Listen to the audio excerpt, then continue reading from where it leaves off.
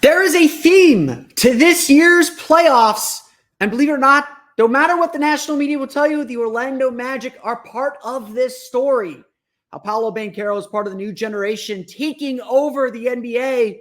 Let's talk some macroscopic things today on Locked On Magic.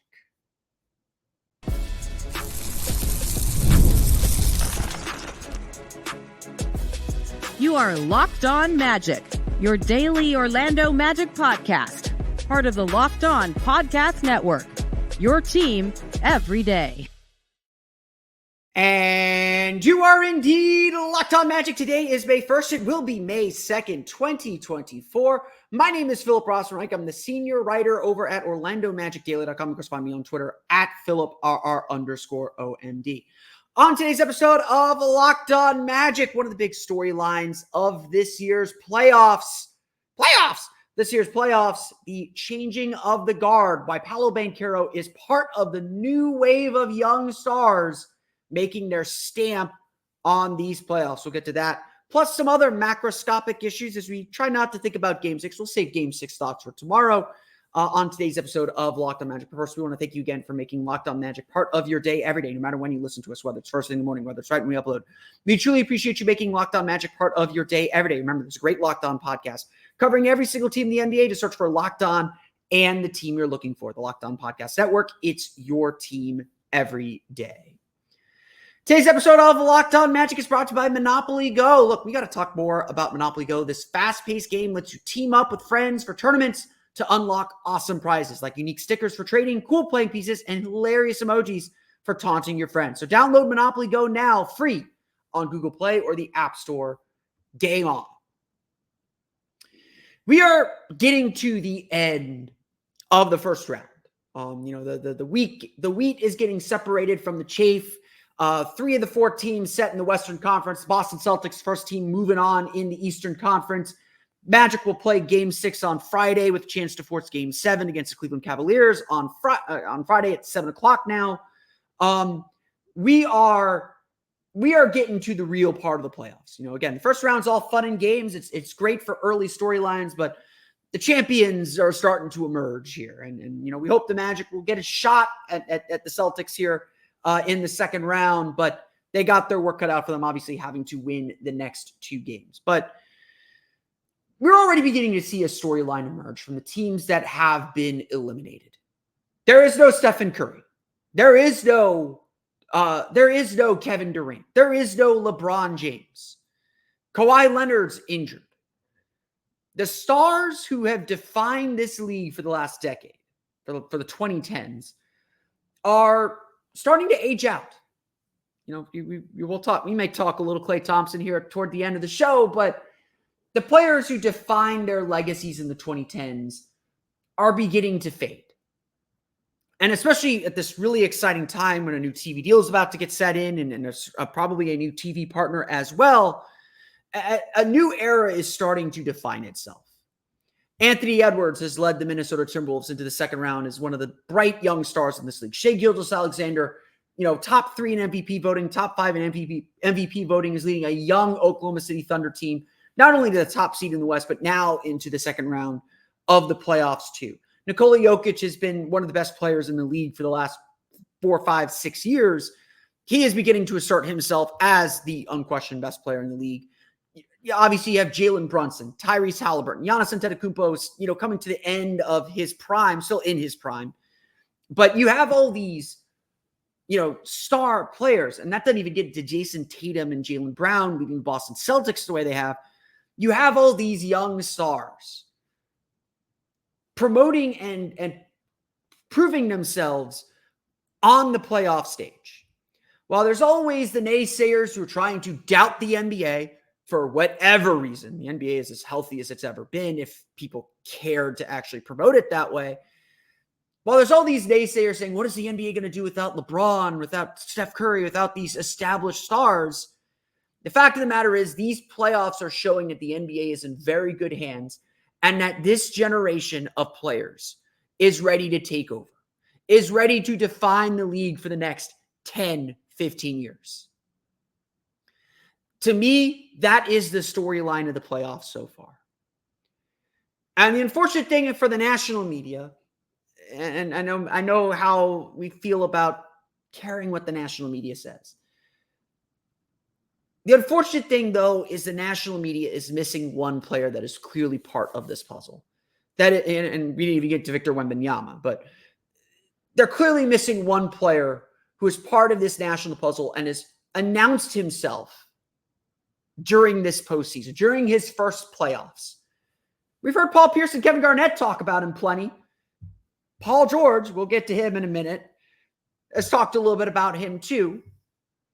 But Paolo Banchero should absolutely be part of, and I didn't mention Luka Doncic. I apologize. I don't want anyone coming at me. Luka Doncic also part of this new wave of new generation that is taking over the league this playoffs.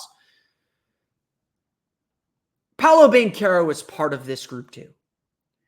And if you have watched this playoff series between the Magic and Cavs, and certainly we have here in Orlando, maybe they haven't quite paid attention to it nationally. We'll finally get an ESPN game, third regularly nationally televised game coming up in Game 6.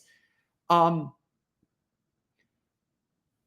Banchero has staked a claim to being part of the next wave of the NBA. And yeah, he's right here in Orlando. Obviously, Game 5 was, I'll honestly say it, maybe the Denver game.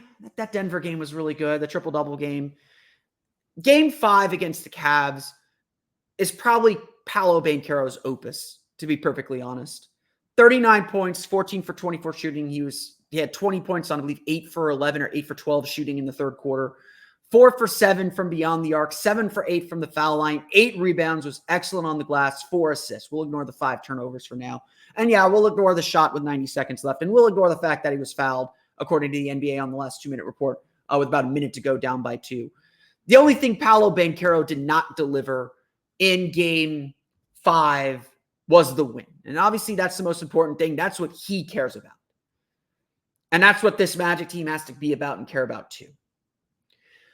But this has not been an isolated incident. Outside of Game 4, when he scored only 9 points, his first game with fewer than 10 points since November. That's probably going to be the last time we say that about Paolo in a long time. Outside of Game 4, Banchero has been as dominant as any player in these playoffs. With his 39-point game on Tuesday, Banchero became the third youngest player in NBA postseason history to record multiple 30-plus point games, trailing only Anthony Edwards, who I mentioned is part of the new wave of stars that are going to be carrying this league, and LeBron James. LeBron James only got him by 57 days. In these playoffs, Paolo Banchero has stepped up to the plate in a way that I don't think any of us anticipated. Overall, he is averaging 24.8 points per game, increasing his scoring average, shooting 48.5% from the floor, increasing his field goal percentage, shooting 37.9% from three, increasing his regular season average, a 54% effective field goal percentage. He's not getting to the line as much as he was in the regular season. That's expected. But he's also averaged 7.2 rebounds per game and 4.4 assists per game. Every list that you can make involving Paolo Banchero, every list that you can make with him on it includes all-time great players. LeBron, Luka Doncic, Oscar Robertson. His playoff debut has been everything this franchise could have imagined from a star player. The way he was hitting mid-range jumpers, seeking out shots, breaking down defenses, the way there was nothing Cleveland could do to defend him, whether it was game 3 when he had 31, whether it was game 5, whether it was game 1 when he had 24 in his debut. He scored more points in his first 3 playoff games than Shaq did. Like, that's history for this Magic team. That is history. We expected Paolo to struggle, and yes, he's averaging 4.8 turnovers a game, nearly 5 turnovers a game.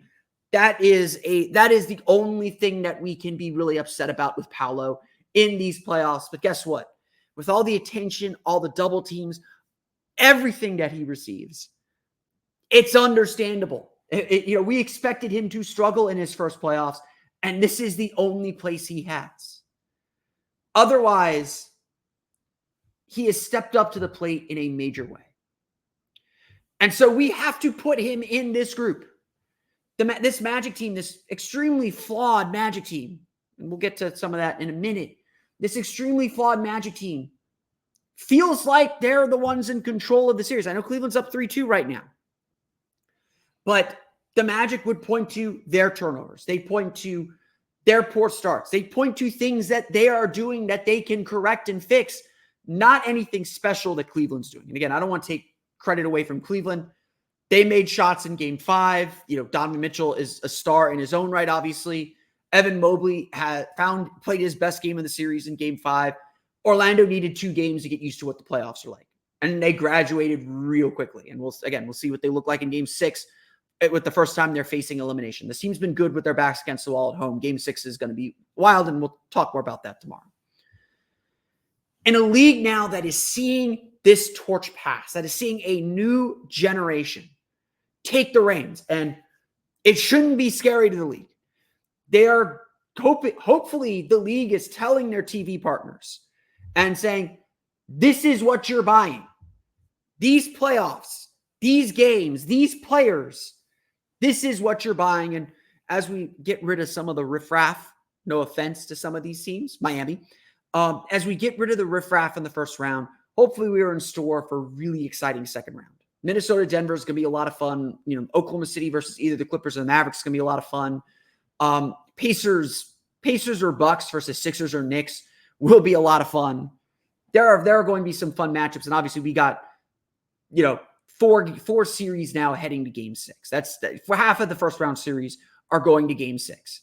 The fact that 2 of them that finish early are with traditional powers, with stars that this league's banked on for a decade, that tells you that a new age is here.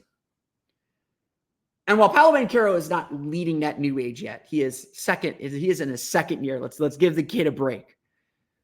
He has proven that he belongs on this stage. And so, we've said this a million times, regardless of how the Magic series with the Cavs end, the Magic have set themselves up as a team to watch, as a team that will matter as the league continues to evolve and as the league continues to push and move itself forward. The Magic have a superstar. If anything has been proven in this series, it should be that. And now it's on the Magic in the offseason to make sure that they make the most of that. When we come back, we will chat a little bit about what the Magic are missing as we begin to think a little bit about the offseason. This is a macroscopic episode. We'll talk about that coming up here in just a moment.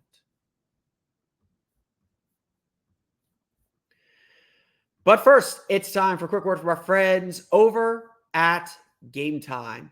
Look, finding tickets to your favorite sporting event can be really, really tough. You want to go someplace that you are getting the best seats you can at the best price you can. Game Time is an authorized ticket marketplace of the NBA, which makes getting playoff tickets even faster and easier. Prices on Game Time app actually go down the closer it gets to tip-off with killer last-minute deals, all-in prices, views from your seat, and their lowest price guaranteed. Game Time takes the guesswork out of buying tickets. Look, I know I've heard from a lot of people. Tickets to Game 6 on Friday are through the roof. This city has Magic fever. They are bought into this team.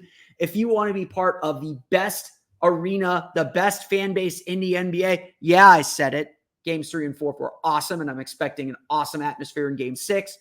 If you want to be in the Kia Center, Game Time might be your only way to get in at this point.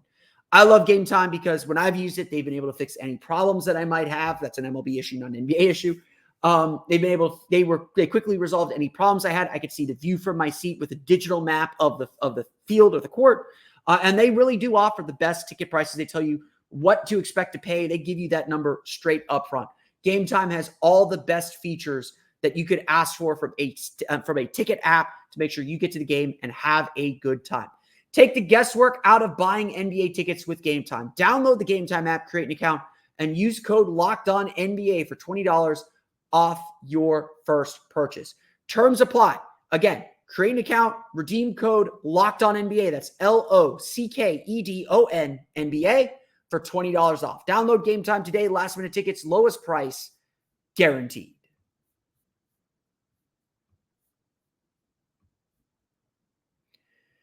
We want to thank you for making Locked On Magic part of your day every day. For your next listen, check out the Locked On Sports Today 24/7 streaming channel programmed for you every day to bring you the biggest stories in sports. But the best part is you don't get the screaming and shouting that just makes up all sports conversation today. You don't want screaming and shouting. You want news. You want analysis. You want calm, composed. You want to know what the experts think, the people that cover their team. That's what Locked On Sports Today brings you. It's can't miss analysis, opinions, and news streaming 24/7 on YouTube or the free Amazon Fire TV channels app, part of the Locked On Podcast Network, your team every day. Wednesday was weird, and not just because I was traveling back here to Orlando and getting back from Cleveland, but the Magic finally being in their first close game of the playoffs and finally feeling a lot of that pressure had everyone beginning to look ahead. And like, I hesitated to make this a big macroscopic episode because I want to say this unequivocally. The Magic can win this series.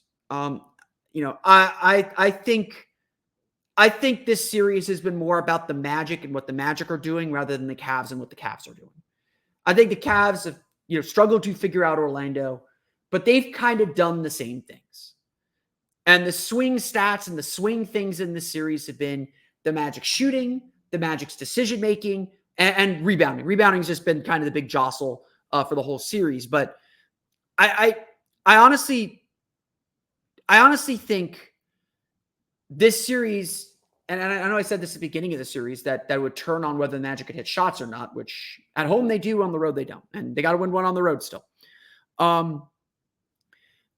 I really think that this series, it has really been about who the Magic are and maybe what the Magic lack and how the Magic can get around some of the things that they're lacking. That might be the best way to put it. And to me, I think that means the Magic have the power in the series. I'm not taking credit away from Cleveland. They have earned the lead in this series. They have played well in their wins. They obviously played really poorly in their losses. We finally got a close game where both teams were kind of clicking on all cylinders. And we can really see how tight these two teams are. We can really see how close these teams are. And frankly, Game 5, because Game 1 and Game 5 are the two games I would point to as the games the Magic probably needed to win. I remember walking out of Game 1 and talking to a few of the Magic reporters that were on the road and asking them, like, I don't know if this game was the game the Magic needed to get, if this was truly just about all the Magic missed shots and they're the ones actually in control of the series, or whether this was a bad Cleveland game that Orlando needed to take. And I think it's been proven through the course of the series, even in Game 5, by the way, that Orlando's defense was going to be pretty consistently good. The question for every game would be, are the Magic going to score enough and make enough shots against this defense, particularly, to win games? And so I found myself, and I had a lot of time to think to myself because I was on a plane for most of the day. I found myself kind of, I don't want to say frustrated. I don't think that's the right word, but it felt like there was a lot of people Wednesday afternoon kind of eulogizing the Magic. And I'm not quite there yet. I don't want to talk a lot about the future. We will talk some things about the future in the offseason here in a minute. But Game 5 is not the end of this series. Like, it's not. The Magic can win at home. We know that. And the Magic, if they proved in Game 5, they can win at Rocket Mortgage Fieldhouse. Now, whether that was their opportunity and they missed it, that will be the ultimate question. That is the ultimate question now, is whether that was it. That was the chance and they lost it. And whether they will get another chance. That's what we'll talk about tomorrow.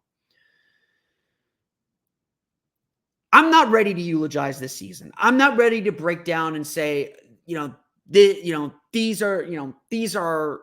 is where things went wrong, because we're not there yet. that this team has shown it can overcome its weaknesses, at least at this level, and compete. But, and maybe I'm guilty of this too after the losses after games 1 and 2 as well, this is what we wanted to see in the playoffs. We wanted to see what the Magic are missing. I'm sure for my longtime listeners, for my everyday listeners, you all got annoyed with me for saying the season's not about this season, for saying, we got to get to the playoffs to know what we need. We will have these podcasts. We will have these conversations after the season ends. We will dive deeper into what the options are, what the battle lines are, what the storylines are, what the narratives are. We will dive into everything after these playoffs end, after the Magic season is over. I am very much a keep things in their place. We are in the middle of a series. We are in the middle of a series that the Magic can definitely still win. That's the focus. But it is definitely very clear that the Magic are missing something. It's very clear that the Magic are missing that shooting element. If the Magic shot even 33% in game 1, they probably win game 1. If the Magic shoot even 33% from 3 in game 5, and credit to the Magic, they shot sub 30% from 3. They still, and they got beat in the paint, which is really bad for them, especially with Jared Allen out. And they still found a way to compete. And that's, again, a huge credit to Paolo Banchero for the crazy good game he had. He was the only guy that had it rolling offensively.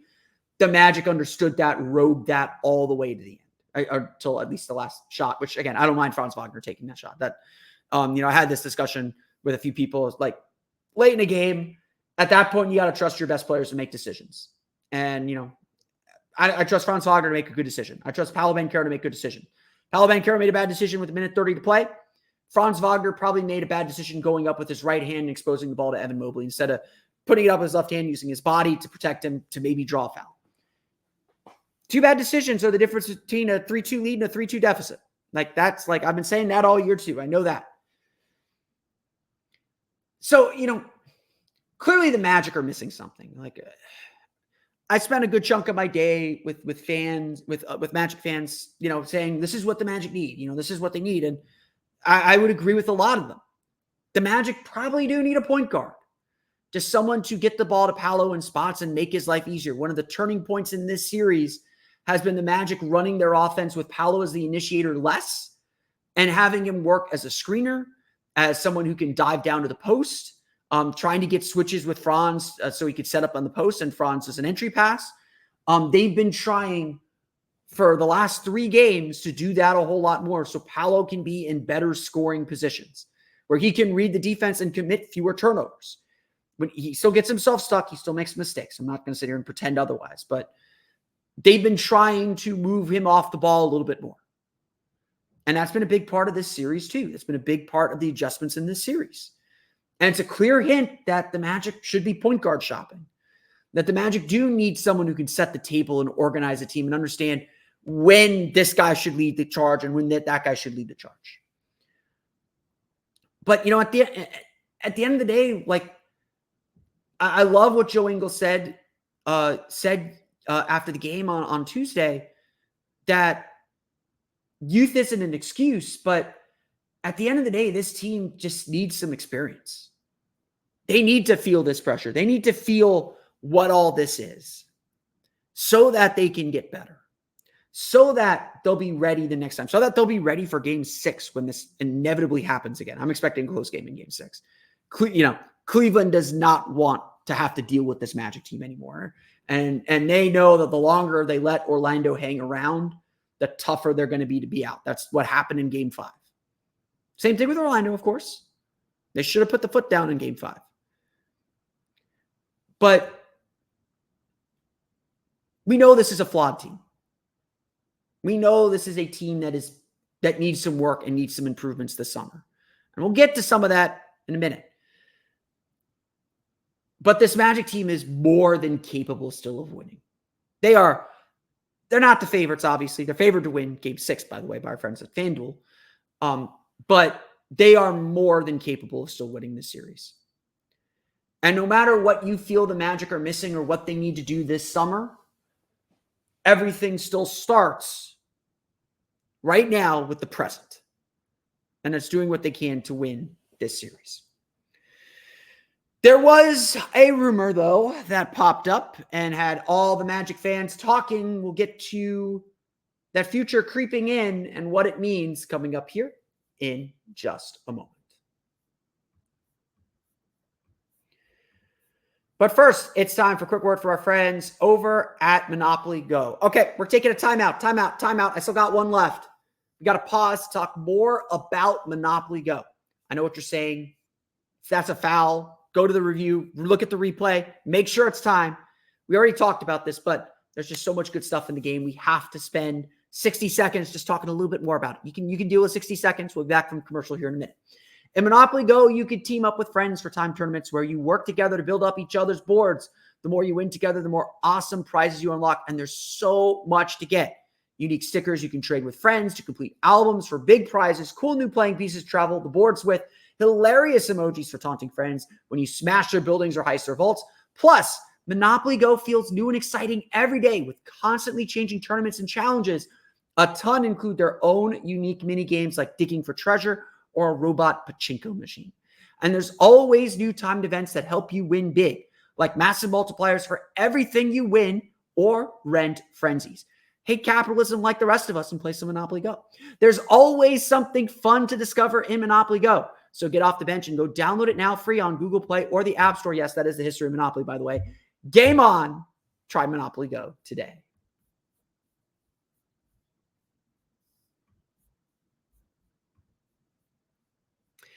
Okay, like I said, I don't want to dig too deep into the offseason yet. I know my bosses are going to hate me for saying that and say, hey, you gotta talk about this stuff. People want to talk about this stuff. And look, people do want to talk about this stuff. I spent my whole day talking about offseason stuff in between flights today. Instead of talking about what happens next in this series. I know it's weird. We'll talk all things Game 6 tomorrow, why the Magic can win Game 6, what the Magic are going to do, how the Magic are feeling, what the mood is, had the day off after the travel day today. We will talk all things Game 6 on tomorrow's episode of Locked On Magic. But I awoke in my hotel room in Cleveland to the at least aggregated report from Ramona Shelburne that the Orlando Magic and the Philadelphia 76ers are the two teams that appear to be monitoring the situation with Paul George of the LA Clippers. I got Game 5 of the LA Clippers Mavericks series. They're still in their series going on, but obviously there would be a lot of excitement about bringing in a player of Paul George's caliber and experience to this team. Certainly it feels like George is at the stage of his career where he is still capable of playing at a high level, but more willing to defer to younger stars. And certainly he has shown that he can play along some high-level players like James Harden and Kawhi Leonard. Why he wants out of LA is certainly a fair question to ask, especially since that's where he's from and pushed to get to so many years ago. But my immediate reaction to this rumor is the same reaction I had to all the Klay Thompson rumors earlier in the season, which will still exist when we get to the offseason. There are only two teams in the NBA this summer that have cap room and are winning teams. There are only two of those teams. The Philadelphia 76ers are expected to clear a lot of cap with both Buddy Hield and Tobias Harris's contract coming off the books. And while Tyrese Maxey is also due an extension, I believe, they have a ton of money to spend this summer. Philadelphia is going to get first dibs on any free agent. Orlando is the only other playoff team, I believe, that has significant cap room this summer, that has the ability to go out and make enough room for a max free agent. If you look at the models, the Magic can create as much as $60 million in cap space. That's if they cut everybody that has an open contract. So that's Jonathan Isaac, Joe Ingles. They'll let Goga Bitadze walk. They'll let Gary Harris walk. They'll let Markelle Fultz walk. Essentially, if they don't pick up some team options like Caleb Houston's, they can create up to $60 million in cap room. More likely, the Magic are operating around 23, I think is the number that I keep coming up with. It's somewhere in the $20 to $25 million range. That's still enough for a max free agent. So there's still a player for some big name guys. And obviously, everyone gets enamored with the big name. Everyone gets enamored with the former star, with the all-star level players and the guys who can score a lot of points. I spent a lot of time over the last few days talking to fans who are like, oh, the Magic should get into the Trae Young sweepstakes. If he becomes available, obviously there's still fans who think DeJounte Murray is the answer. There's people who think Klay Thompson is the answer. The Magic are going to have options when they get to the offseason. That's the thing. And right now, everything feels like posturing because first off, the Clippers are still playing and they could win this series. They play a young Thunder team. They could beat the Thunder. They could be in the Western Conference Finals. And all of a sudden, they look a lot more stable than they did 2 nights ago, 2 days ago, a week ago.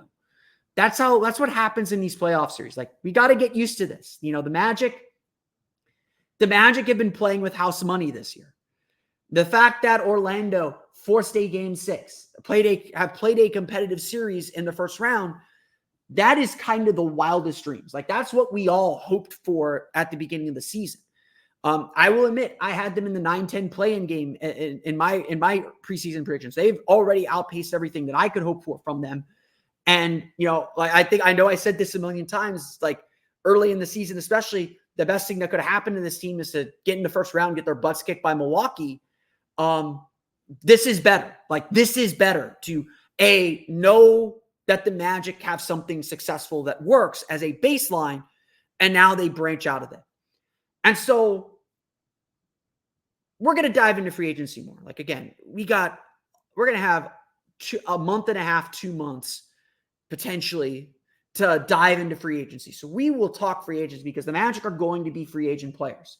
They're going to add significant players to this roster.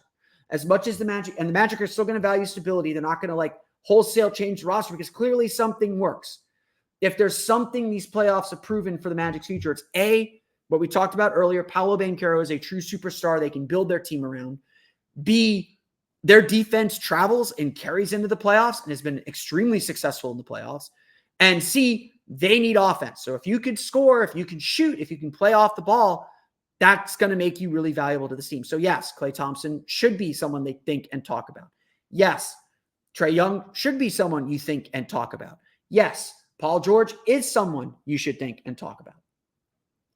But I think this playoff series has also shown that the Magic are not so far off, that they don't need to make some crazy move. And while this is their last summer with kind of free money before the Franz Wagner extension kicks in, before the Jalen Suggs assumed extension kicks in, both of those their extension eligible this summer. And then obviously Paolo Banchero is coming in a few years.